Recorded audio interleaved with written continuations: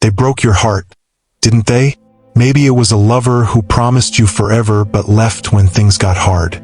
Maybe it was a friend you trusted with your secrets, who turned them into weapons. Or maybe it was someone you never thought would betray you.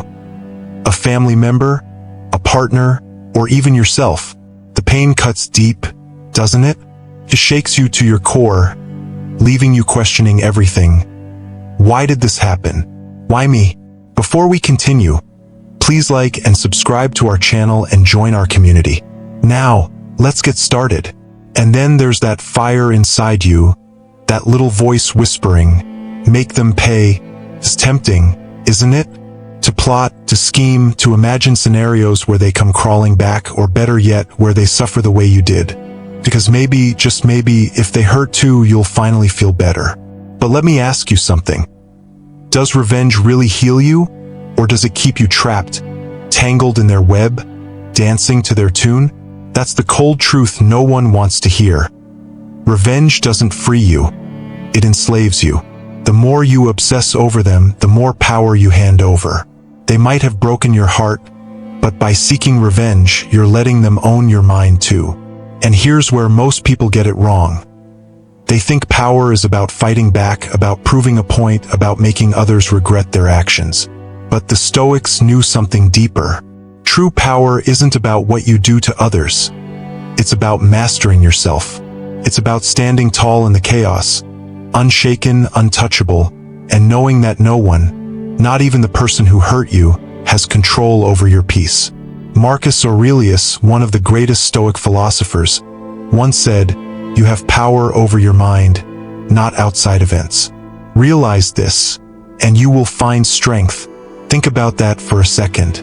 The heartbreak, the betrayal, the pain, they're all external. They're outside your control. But how you respond, that's entirely yours. And in that response lies your freedom. Now, let me tell you something most people won't dare to admit. The greatest form of revenge is not revenge at all. It's indifference. It's walking away so completely that their actions no longer matter. It's turning your pain into strength, your suffering into wisdom, and your heartbreak into fuel for an unstoppable life. When you do this, you don't just heal, you become someone they can never touch again. But here's the twist. This isn't easy. It takes discipline, takes control. It takes the courage to step back, to stop reacting, and to start rebuilding. And that's why you're here today. I'm going to show you how to take that pain and transform it, not into revenge, but into resilience. We'll dive into the teachings of Stoicism, paired with the raw truths of dark psychology, to help you reclaim your power and rise above the chaos. And while we're at it, let's make a pact right now in this moment. Declare to yourself that you will not be a prisoner of this pain. Drop the phrase, "I am the storm," in the comments below, because storms don't ask for permission. They move forward. They destroy what no longer serves, and they keep going no matter what's in their path. You're not here to wallow in heartbreak. You're here to become unstoppable. Here's the first truth you need to understand. The one who controls their emotions controls the outcome. Think about it. How many times have people made decisions out of anger or heartbreak, only to regret them later?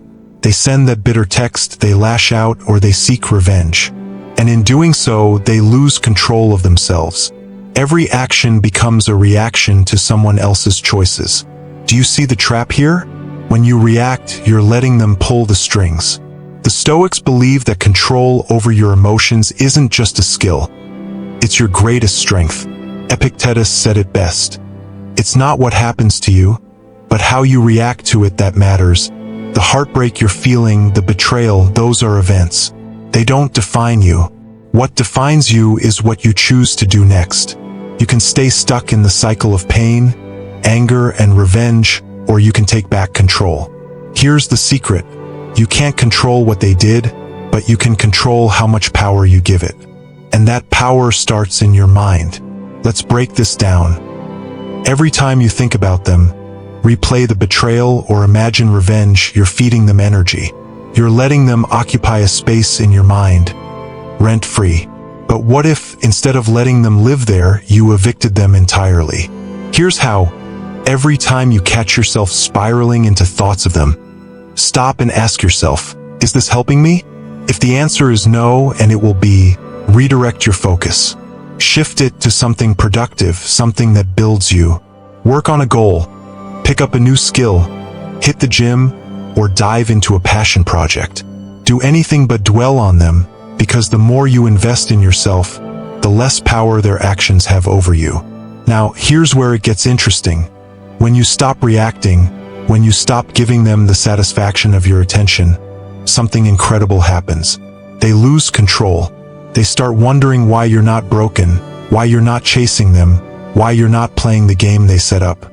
This silence, this indifference, it's louder than any words, and it's far more powerful than revenge. But this takes discipline. Control over your emotions is like a muscle, you have to train it. The next time you feel that fire rising in your chest, stop, breathe, and remind yourself that you're in control. Not them, not their actions, not your pain, just you. And speaking of control, here's a challenge for you. Take a moment right now to declare your power. Drop the phrase, "I control my destiny," in the comments below. Let the world know that no one, not heartbreak, not betrayal, not even your own emotions will define you.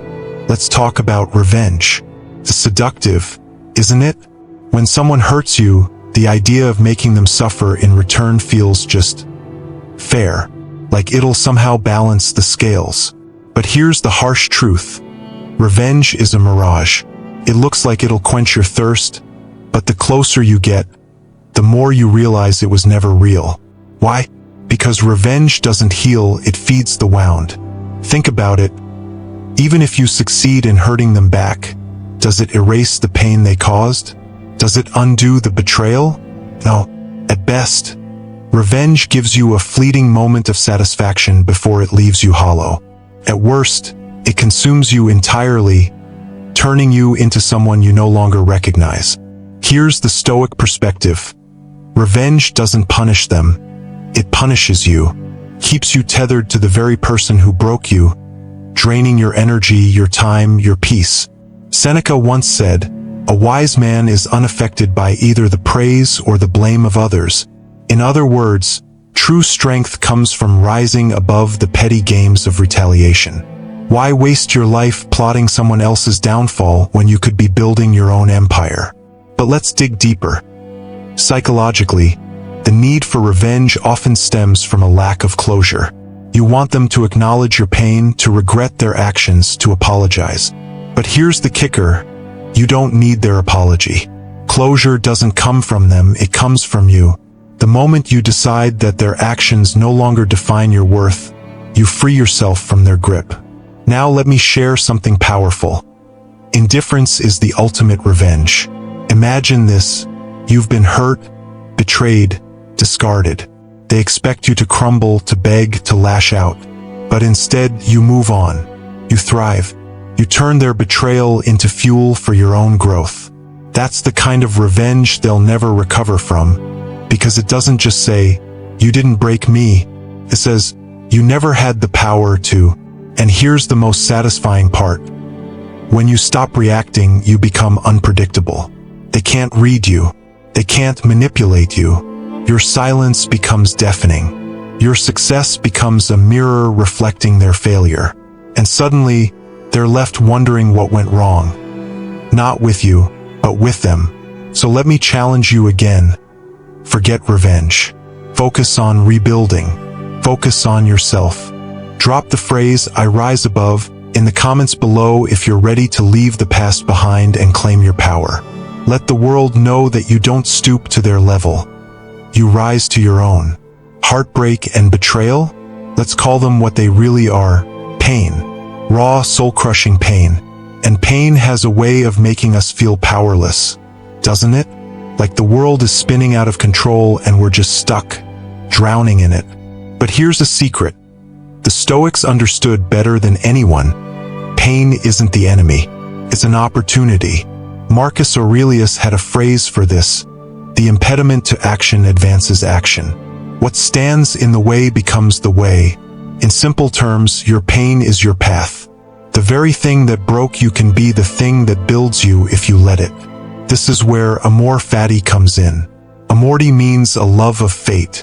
It's not just about accepting what happens to you, it's about embracing it, even the hard parts, especially the hard parts. Because the truth is, pain isn't here to destroy you. It's here to shape you, to show you what you're made of, to make you stronger, sharper, and wiser than you were before. Let me ask you this. What if instead of running from the pain, you leaned into it? What if you stopped saying, "Why me?" and started saying, "What can I learn from this?" Because pain has lessons to teach, if you're willing to listen. Teaches you resilience. Teaches you who's really in your corner. And most importantly, it teaches you about yourself. Your strength, your limits, and your ability to overcome. Now, turning pain into strength isn't just some abstract idea, it's an actionable process. Here's how you start. Stop resisting the pain. Feel it. Let it flow through you without judgment. The more you fight it, the more it controls you. Acceptance is the first step to mastery. Extract the lessons. Ask yourself, what did this experience teach me? What can I do differently moving forward? Pain without reflection is wasted, but pain with reflection is growth. Channel it into something bigger. Take all that energy, anger, sadness, frustration, and pour it into something that builds you. Hit the gym, start a business, master a skill. Do something that turns your pain into progress. And here's the beauty of this approach. When you use your pain to grow, you take away its power over you. The person who hurt you, they don't win. The situation that broke you, it doesn't define you. Instead, you become the kind of person who doesn't just survive, they thrive. Let's make this a turning point. If you're ready to embrace your fate, to love even the hard parts of your story, drop the phrase, "I turn pain into power," in the comments below. This is your declaration. Your heartbreak won't break you, your pain won't own you, you're going to own it. Let me ask you something. How often do your emotions get the better of you? How often do you feel anger, sadness, or frustration because of what someone else said or did? What if I told you that your freedom lies in one simple but powerful shift? Learning to master indifference.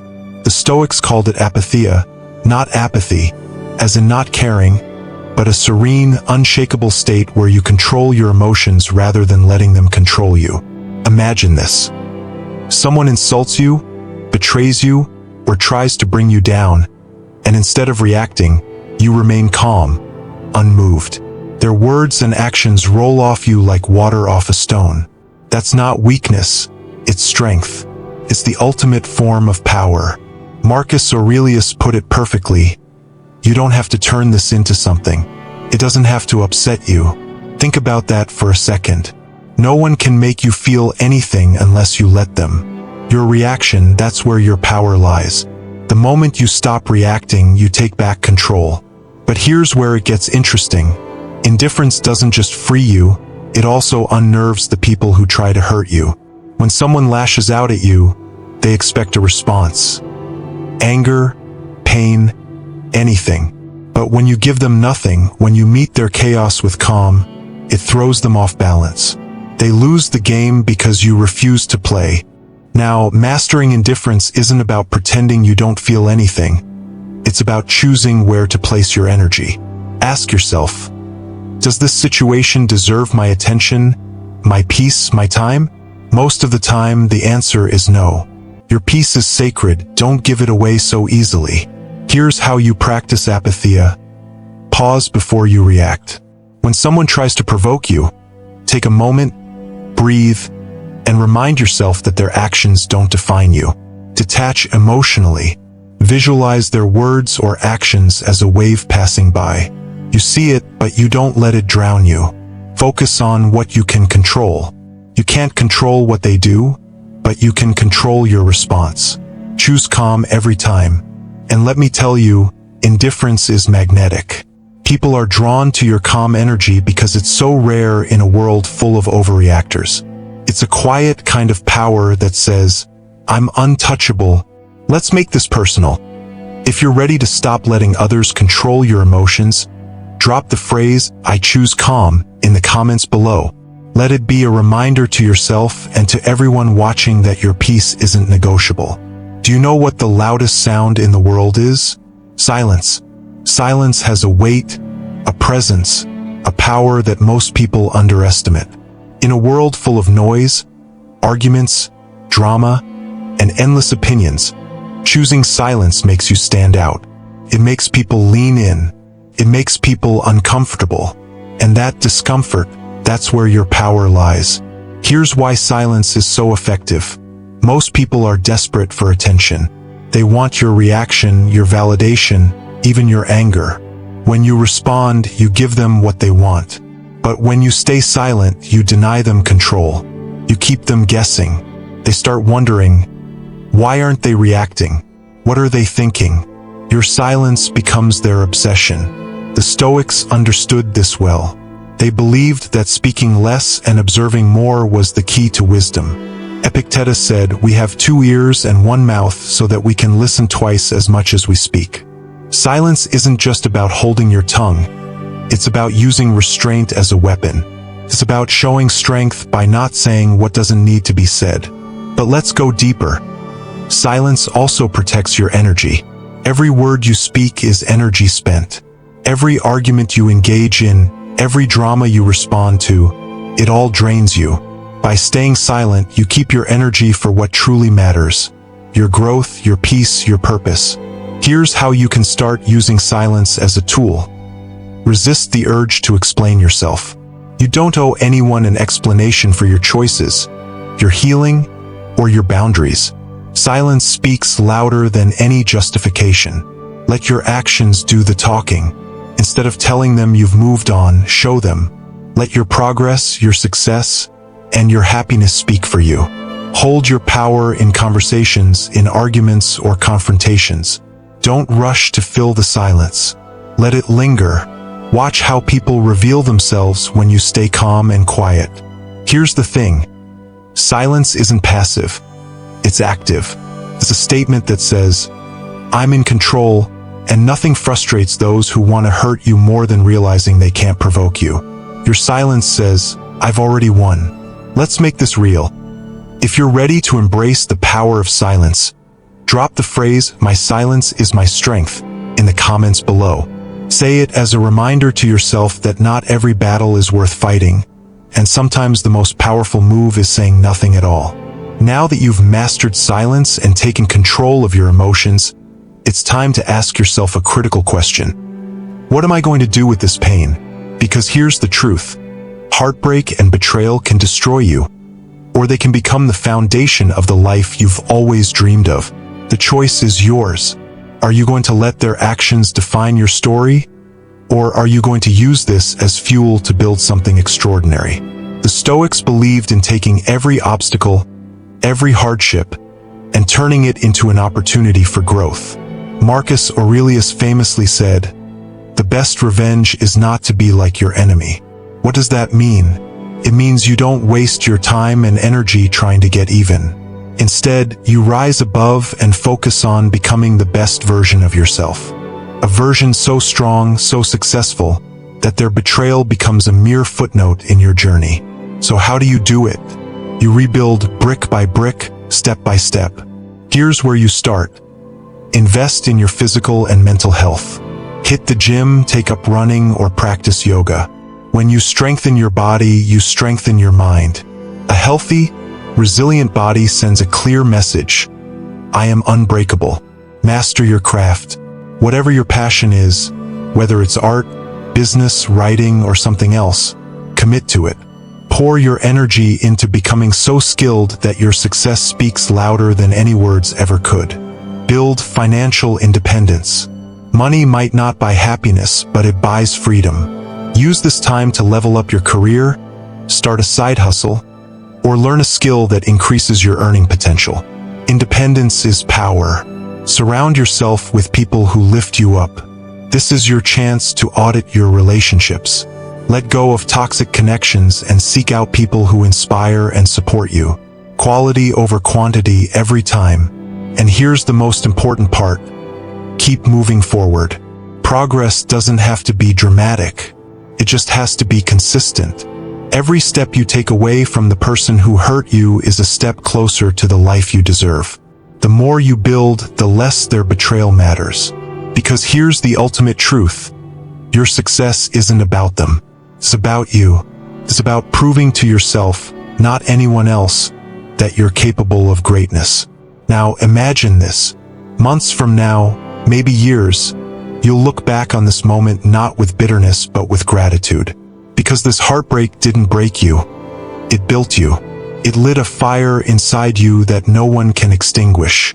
You'll realize that the best revenge isn't revenge at all. It's living a life so fulfilling, so powerful, that nothing from your past can touch it. Let's make this your turning point. If you're ready to start building your unstoppable life, drop the phrase, "I rise stronger," in the comments below. Declare it to yourself and to the world that you're not here to settle, you're here to soar. Now that you're building an unstoppable life, let's talk about something that amplifies your power even more: mastering the psychological game. Because here's the thing. Strength isn't just about what you do. It's about how you think, how you carry yourself, and how you use your mind to stay one step ahead.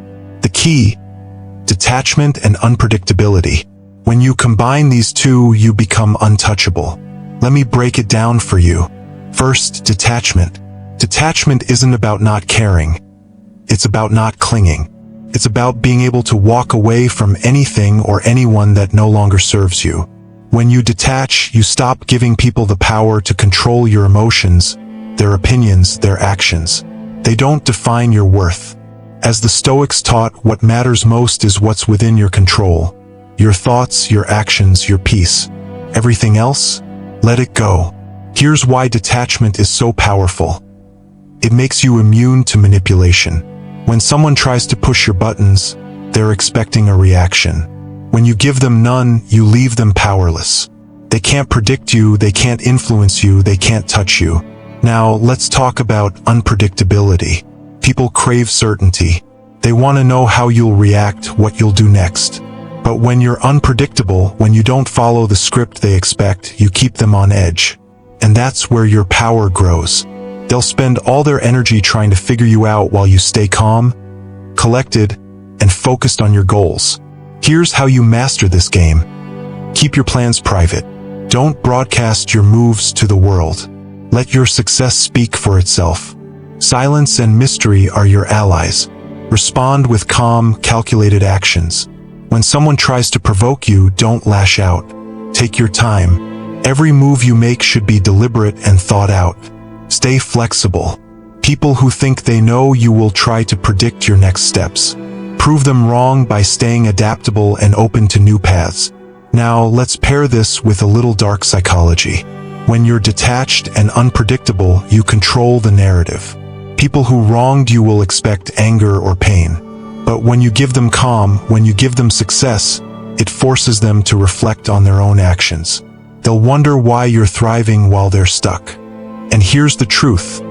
They'll never have an answer, because they'll never have access to the new, elevated version of you. Think of it this way. Life is a chess game, and your mind is your greatest weapon.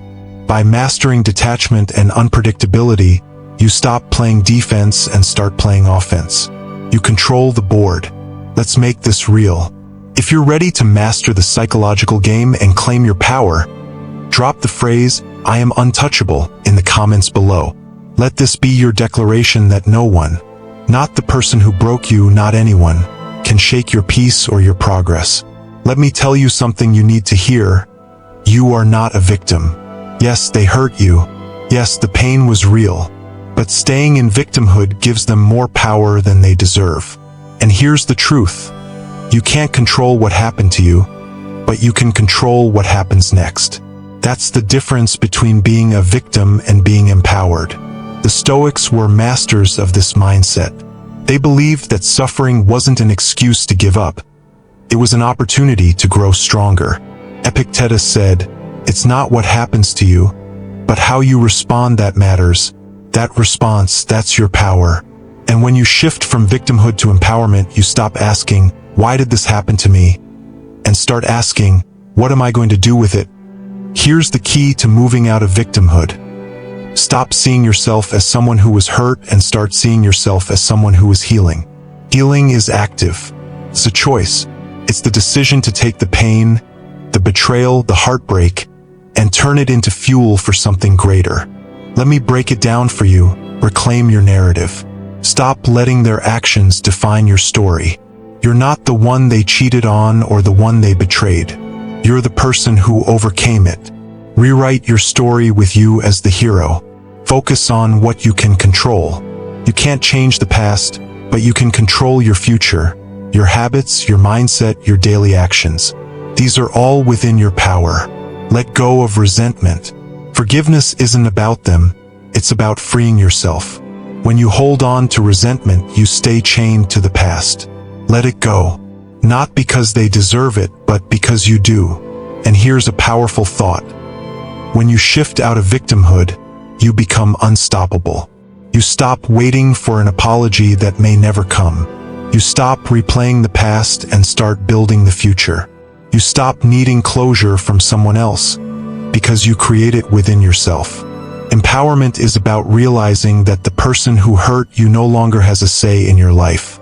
Their betrayal was a chapter, but you're the one writing the rest of the book. So make it a story worth reading. Make it a story of resilience, growth, and strength. Because the best way to prove them wrong is to show them they never had the power to break you. Let's make this shift together.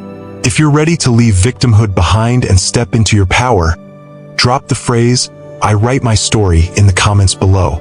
Say it with conviction because your story is yours and no one else's. This is it. You've made it to the final step. And by now, you've seen how powerful you truly are. Let's bring everything together. Heartbreak, betrayal, pain. They don't have to define you. They're part of your story, yes, but they're not the whole story. The real story is what you do next, the person you become, and the life you build. Here's the reminder you need.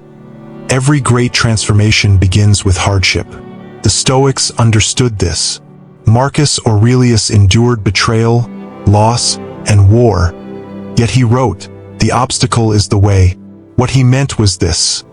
The challenges you face are not in your way. They are your way. They are the forge where your character is shaped, your mind is sharpened, and your spirit is strengthened. Let's reflect on what we've covered. You've learned how to control your emotions, turning pain into power. You've uncovered the illusion of revenge and why indifference is the ultimate response. You've embraced the Stoic principles of AmorFati and apatheia, transforming suffering into growth. You've seen the power of silence and learned to build an unstoppable life. And most importantly, you've reclaimed your story, stepping out of victimhood and into empowerment. This is your blueprint. This is how you rise above. But here's the thing, it doesn't stop here. This mindset isn't just for heartbreak. It's for every area of your life. Challenges at work? Use this. Conflict with friends or family? Use this. Self-doubt? Use this. These principles are universal, and the more you practice them, the more unstoppable you become. Now let me leave you with this thought. The person who hurt you, they don't deserve to own your mind, your energy, or your future. Let them go. Focus on what you can control. Your growth, your peace, your journey. Because the best revenge isn't just living well. It's living so fully, so freely, that they become irrelevant. This is your time to rise, to rebuild, and to thrive. The storm you've been through wasn't meant to destroy you. It was meant to reveal you. And now you're ready to show the world who you really are. If this message resonates with you, if you feel that fire within you growing stronger, drop the phrase, "I am the storm," in the comments one last time. Let this be your declaration that no matter what life throws at you, you are unshakable, unstoppable, and unbreakable. And before you go, make sure to like this video, subscribe to the channel, and turn on notifications. Together, we're building a community of strength, resilience, and wisdom. You're part of this journey now. Until next time, keep rising. You've got this.